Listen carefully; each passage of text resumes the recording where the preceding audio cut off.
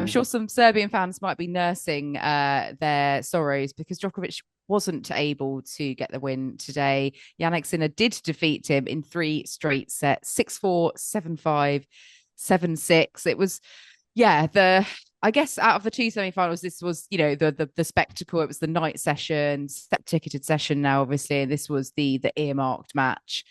And yeah, did it deliver, Joel? Did it live up to the billing? Were you disappointed? What's your initial feeling when this match ended? I I think I wasn't surprised with the victor. I think Yannick Sinner's level of tennis, I think he's shown the highest level of tennis across the last couple of weeks at Roland-Garros if you compare him to everyone else, including Novak Djokovic. But what I was impressed by was the level that Djokovic brought to the court, because I don't think we have seen him play that well for quite a long time. But again, it just shows how good Yannick Sinner is, that despite the level that Djokovic, I think, was bringing to the court, he was still able to dispatch him in three sets, even though it felt like Djokovic was continually getting more and more into the match. He was knocking more and more on the door of Sinner's serve, but still wasn't really able to create any significant inroads.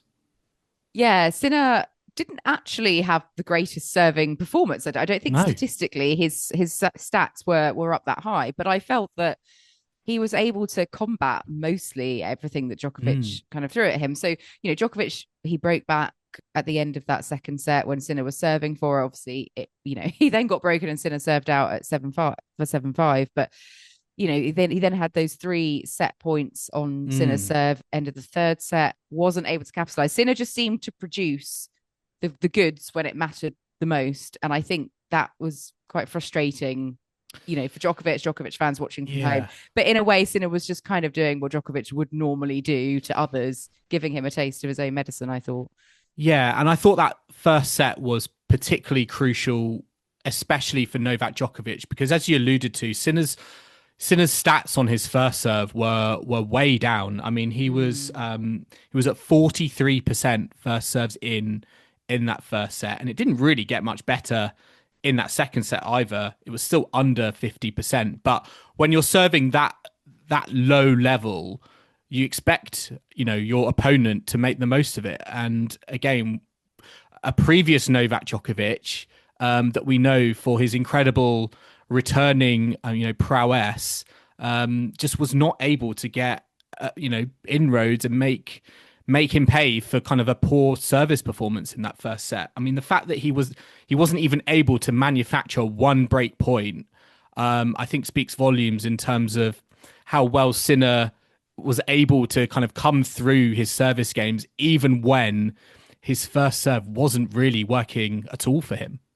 Yeah, it makes you think if his first serve percentage was better, would the Mm. score have been even as close? I think obviously Sinner beat Djokovic at the Australian Open earlier this year. I mean, how much confidence do you think that would have given him going into this? Like, he's already beaten Djokovic at Slam this year, and especially at a Slam where Djokovic has won, 10 times. He's only won three times here. But do you think that was giving Sinner that kind of boost he needed as well?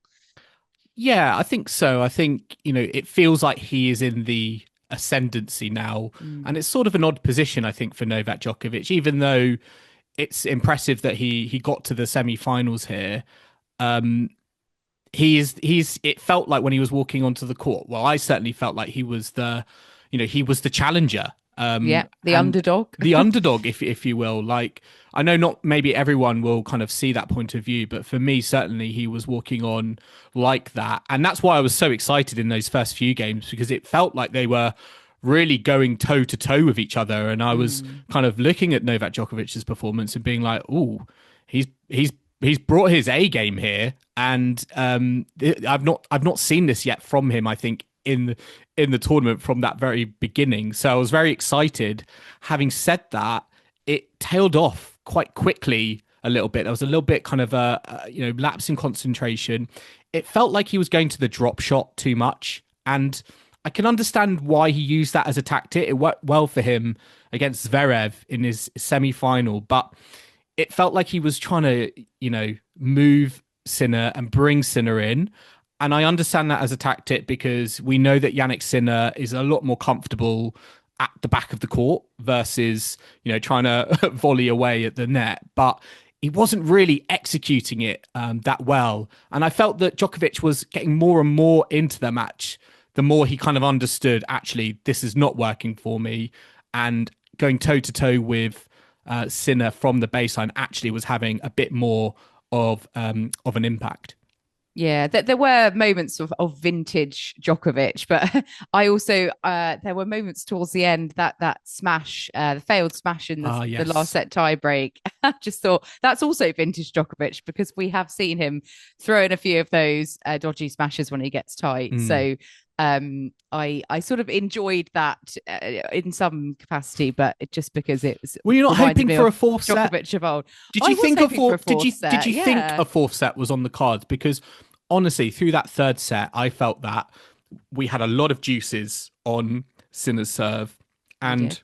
again, I was impressed by, and you sort of expect it from the world number one, but in those moments of adversity when your rival is knocking on the door, he was battening down the hatches as it were, and he was able to kind of withstand all that was being thrown to him. So I was impressed with those moments where I think he saved all the break point chances for Djokovic in that third set. So again, it was like well done to keep that to a straight sets because I think it very easily could have turned quickly to Djokovic, and you sense the crowd also. The more and more it was kind of going towards Sinner, you sense more and more that the crowd maybe were on Djokovic's side to push it to a fourth. They wanted more tennis. So did I. I would have been very curious to see Mm. how the fourth set would have gone. I still think Sinner would have won the match. I do think, also being just that bit younger and fresher, Djokovic seemed to be having some treatment obviously on his left sort of Yes. upper leg region. So I don't know if there was a bit of a physical niggle going on as well, but I think Sinner would have come through anyway, but I would have loved to have just seen Djokovic get that third set. I think it would have, yeah, just been curious to see how Sinner would have coped and handled that. I'm sure he would have come through in the end. Mm. But what for me was the most impressive about him today was, yeah, he just battened down the hatches. He didn't let Djokovic get more than a bit of a whiff of opportunity, and that's what you need to do when you come up and against the greatest player of all time at these stages of a Grand Slam. Mm. If you're trying to win your first French Open title, Djokovic may not be the Djokovic of old, but he was blooming dangerous out there still tonight. So very impressive that Sinner came through in 3 straight sets. I mean, the level that he's playing at, Joel, do you think, I mean, we'll get onto a proper preview, but the level from Sinner coming through Djokovic today, good enough to win on Sunday if he I plays like he did today? Yes, I think it Yeah. it feels to me like it is his to lose based on the Mm-hmm. level he has shown so far. I think Carlos Alcaraz can get to that level, and we've seen that level from him many times before, even as a champion here at Roland-Garros. But I don't think we've seen it from him this tournament. There's been too many wobbles from him, including in the semi-final against Musetti, which we'll come on to, that makes me think that Alcaraz does go in maybe as a slight underdog, even though he's got I guess the history on his side with Roland Garros, having won it before. But I guess before we get onto that, I just wondered, just on Novak Djokovic, where do you think this Mm-hmm. leaves him with his kind of quest for the 25th Grand Slam title? I mean, another opportunity kind of come and gone, as it were. But to me, in a strange way, this tournament has shown me that he can still compete at the very top level. And just speaking about Carlos Alcaraz, to me, I'm almost like in this. I have no doubt in my mind that if Novak Djokovic had fallen on, or was on the other side of the draw to Jannik Sinner, then he could have got to he could have got to another Grand Slam final. I'm tempted to agree with you there. I think Djokovic's level, and given how Alcaraz has been playing, bit hit and miss at times, I Mm. think Djokovic would have had enough to potentially have defeated Alcaraz. But yeah, if it was up against anyone else, I think Djokovic can take a lot of confidence from his performance here, going into Wimbledon as well. I think the grass as well. It's a tricky surface for a lot of players. Mm. Djokovic has won Wimbledon countless times. It's a better surface and has more history at Wimbledon than he does even at Roland-Garros. Obviously, Rafa's had something to do with that, but I think, yeah, I think Do, he's shown here that he is, aside from Jannik Sinner, he probably would have been the, has the he second most likely player to win this tournament, has he arguably. shown has he shown that he is the number 3 player I think behind so. Djokovic and Yeah. Alcaraz? Not Draper, No, I mean, not just Zverev. their pedigree at slams. I just feel that Djokovic will bring it when he can. Jack is, great prospect, but I think I'd still go with experience and Djokovic being Djokovic. And I Mm. think, as long as I don't know what this niggle he might have had today with his leg, if he can, sort of take some time out and recover and come back strong for Wimbledon, I think he'll take a lot of confidence from his performance over the last fortnight Mm. here, Do you especially think? given how bad his, coming into the Mm. tournament, well, coming into before Geneva, Yeah. he really wasn't, having a good run of form. He's sort of almost shifted that around completely.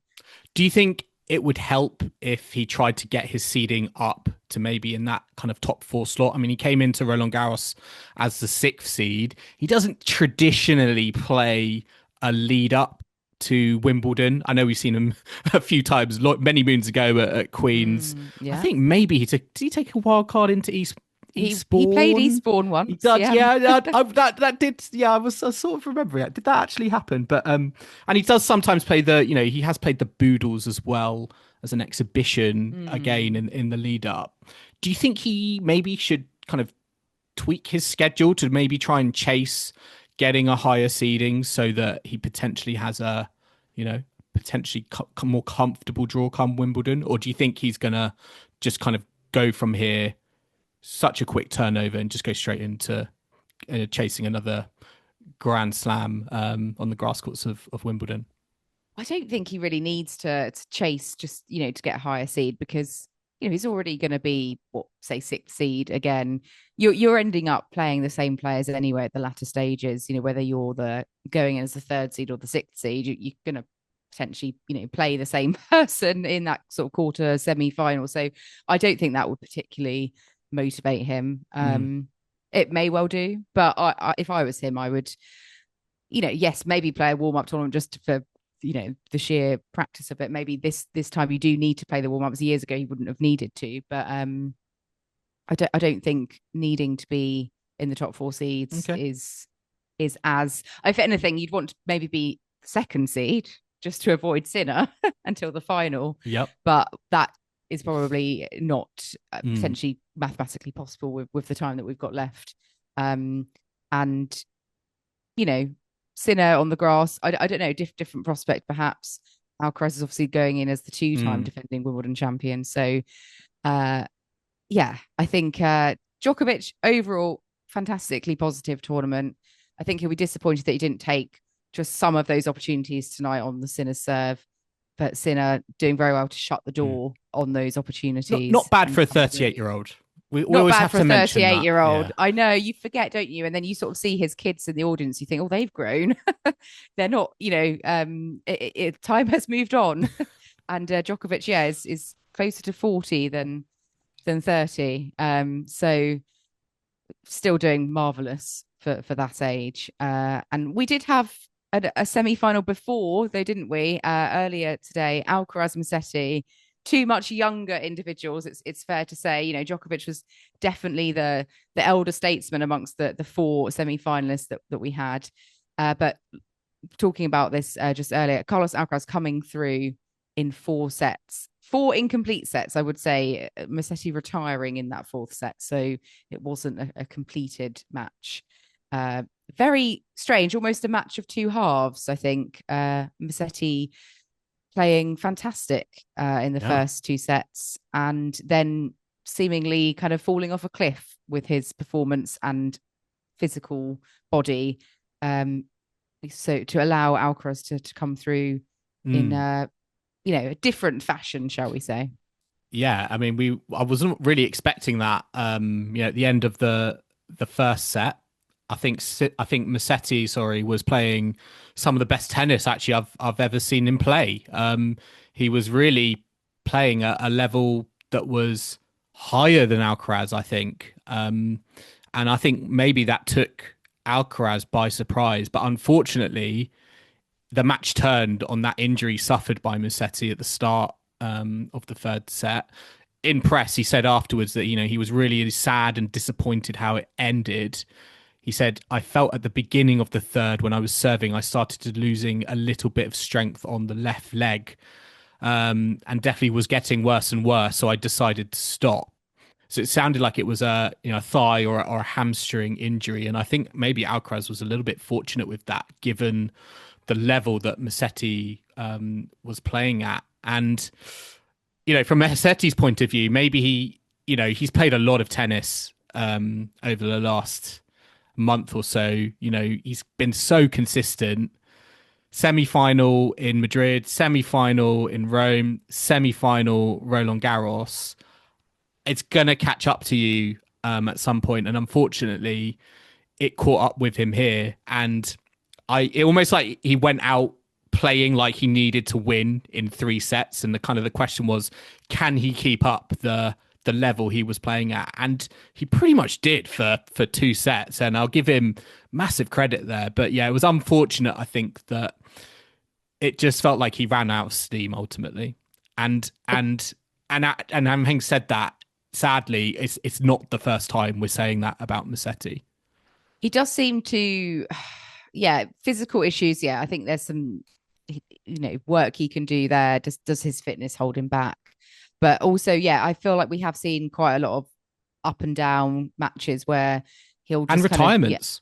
And retirements. He's sort of not a reliable contender. And dropping that second set, I did think, oh, surely Alcaraz is going to come through. Now, I don't think Musetti, I think that will have sort of crushed his spirit losing that second set. I think he, like you said, he would have had to have done it in straight sets. Should he have finished the match? I mean, he wasn't far off. Could he have sort of limped through another few games? 6-love, 2-love, though. He'd lost 8 games on the trot. What would have been the point in going through the rest of the match?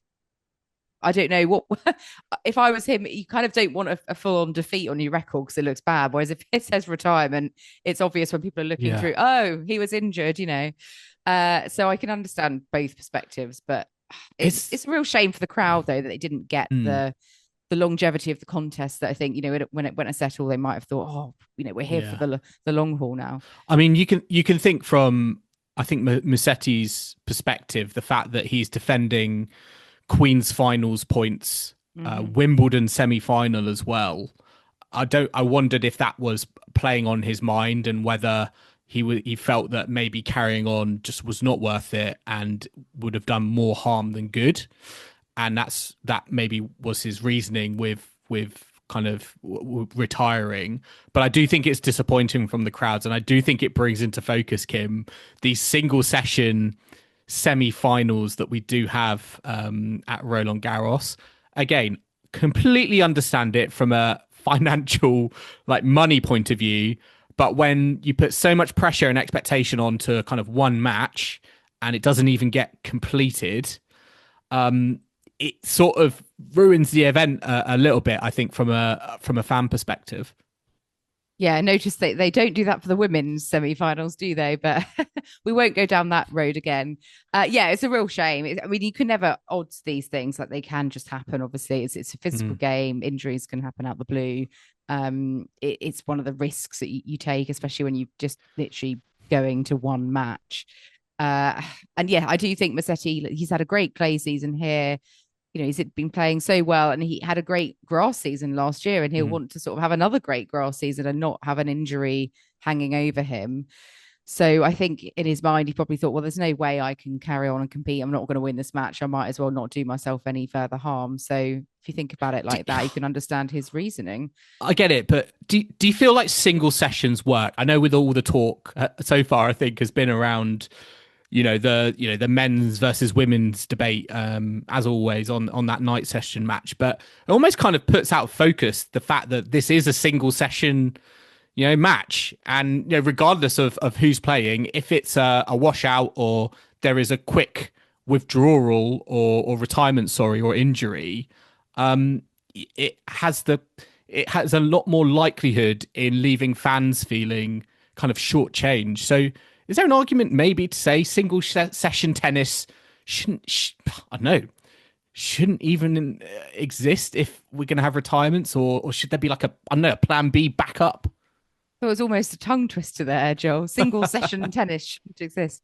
Yeah, I suppose I'm kind of trying to equate it to like in snooker when you get like the final session of a like the World Yes, Championships very and true. someone's got only like one frame to go and you think, oh, but I know they have got policies in place if they get less than a certain amount of time, they get either a full or half refund, and they have that in tennis as well. Normally it's because of rain, affecting, but obviously here they've got a roof. But I assume they might still have a policy of if you get less than an hour's play, which so at least there's some kind of Mm. backup. But yeah, it's just disappointing. It really is. Musetti though, overall, like you said, he's great play season. I mean, he's only one of 5 players to have reached the semi-finals of all clay 1000 Masters events and Roland-Garros in the same year.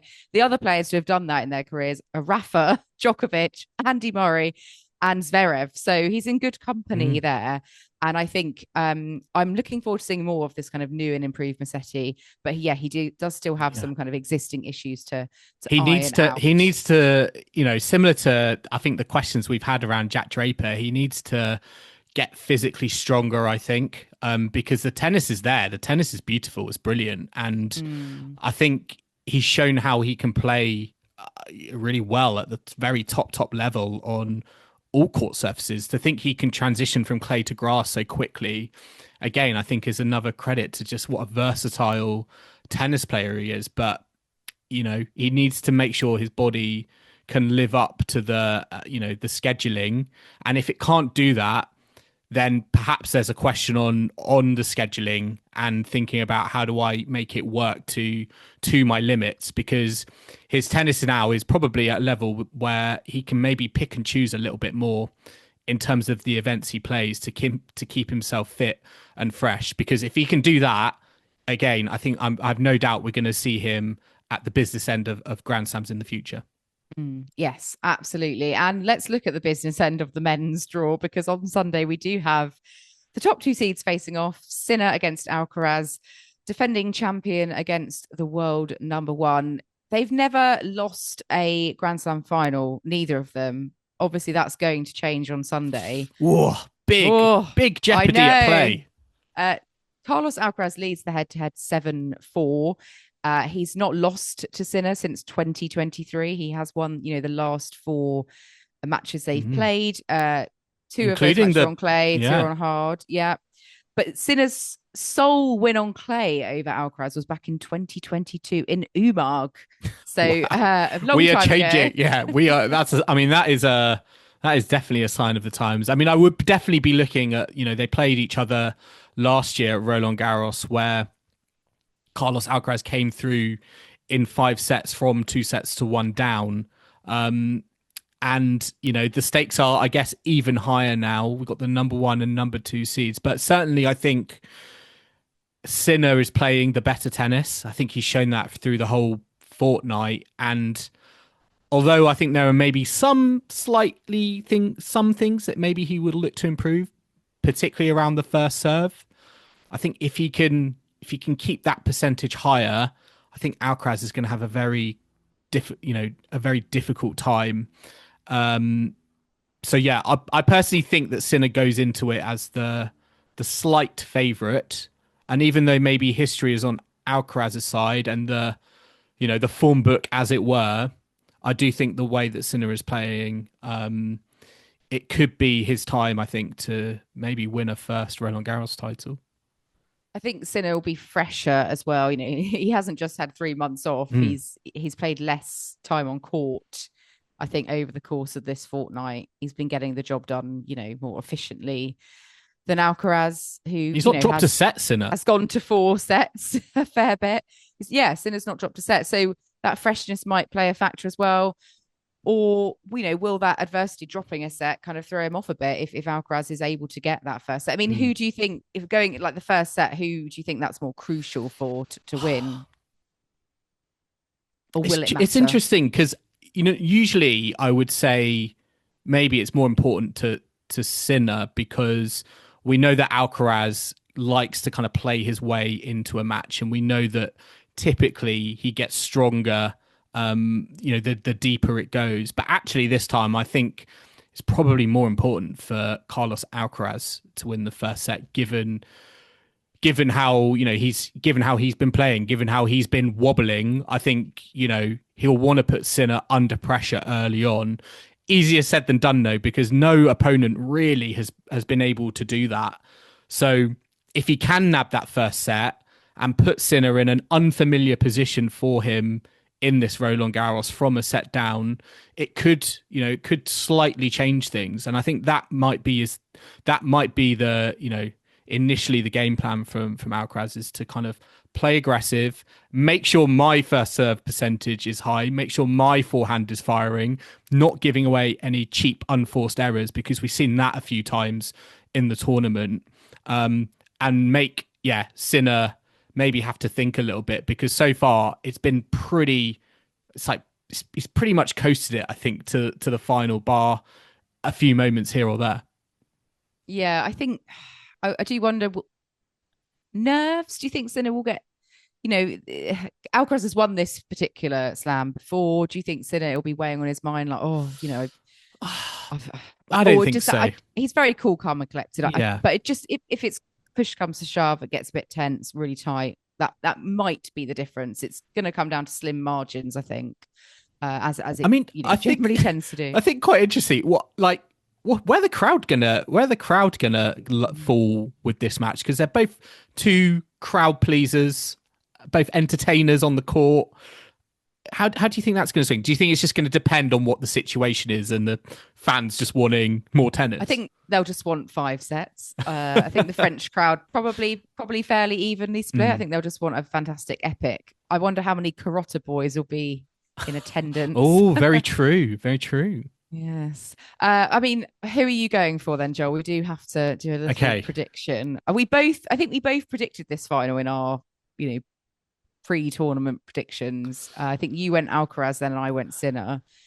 Are you sticking with your... Oh, did I? It's so long ago, I've actually forgotten. But I'm going to have to change. Sinner has convinced me to change that prediction just on the level that he has shown. So I'm actually going to go Sinner in straight sets. Oh, okay. Pretty punchy, but yeah. Yeah. I also think Sinner, just the way he's been playing, was just dominant. Imperious even. I'll say Sinner in 4 though. I think Alcaraz will do enough to clinch a set, but yeah, overall I think my sort of head is with Sinner. Although, prove me wrong, Carlitos. So yes, it's going to be interesting. It's going to be a battle. They face, in a final, and someone's going to taste defeat for the first time in a major final, which is unusual because most players, get to sort of 3 or 4 major finals. They haven't won them all. Like, this is a very unusual, the fact they have this 100% record. So yeah, they've got to get with reality, haven't they? One of them.